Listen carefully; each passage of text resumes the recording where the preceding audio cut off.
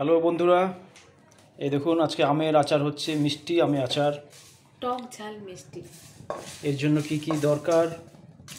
এর মধ্যে শুকনো লঙ্কা দিয়েছি, মৌরি দিয়েছি, জিরা দিয়েছি, তেজপাতা দিয়েছি। এটাকে হালকা করে ফ্রাই করব, তারপর এটাকে হালকা ভেজে তারপর এটা ঠান্ডা করে তারপর মিক্সি জারে ওটা পেস্ট করে নেব। তারপর আমি গুড় দিয়ে বানাবো রেসিপিটা।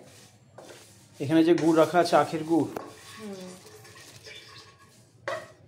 ভিজিয়ে রাখছি গুড়টাকে।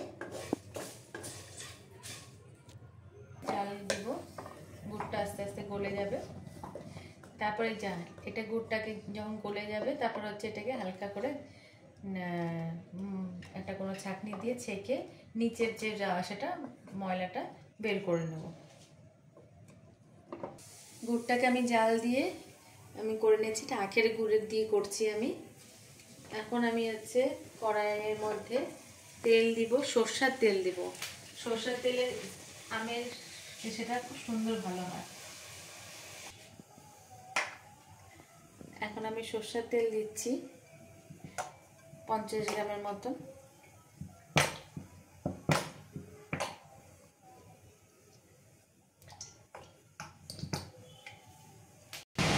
তেলটা গরম হলে আমি এর মধ্যে 5 ফোড়ন দিয়ে দিব। তারপর আমি আমটা ছেড়ে দিব। এখন আমি আস্তে করে আমটা ছেড়ে দেব।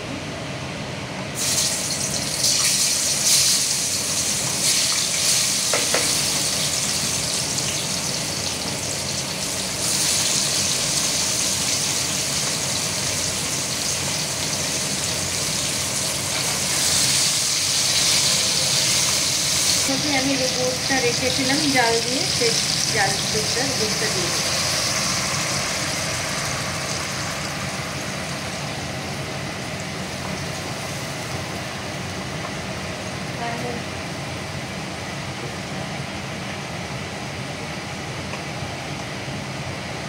তার মধ্যে ভেজে রাখা মশলাটা আমি এখানে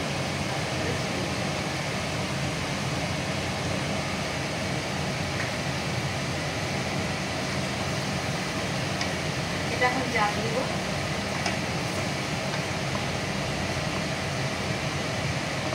ছেড়ে দেব, নাড়াবো না। এখন আমি ঢাকনাটা খুলে দিলাম, দেখি কতটা এসে রয়েছে, বয়েল হয়েছে। দেখুন একটু হবে, আর বেশি ঘন করবো না, কারণ ঘন করলে ঠান্ডা হলে আরও টাইট হয়ে যাবে। তাই আমি হালকা রেখে দিব।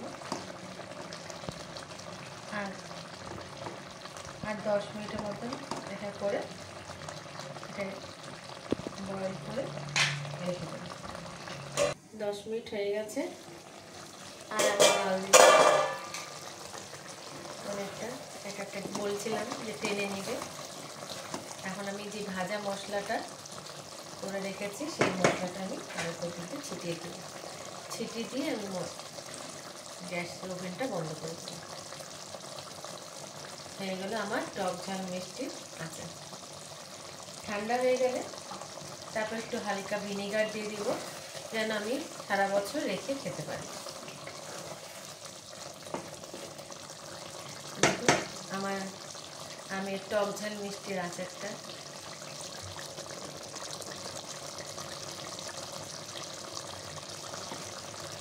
এইভাবে আপনারাও বাড়িতে তৈরি করে নিতে পারবেন টক ঝাল মিষ্টি আমের আচার। এটা আমি এখন গ্যাসের স্টিমটা বন্ধ করে দেব।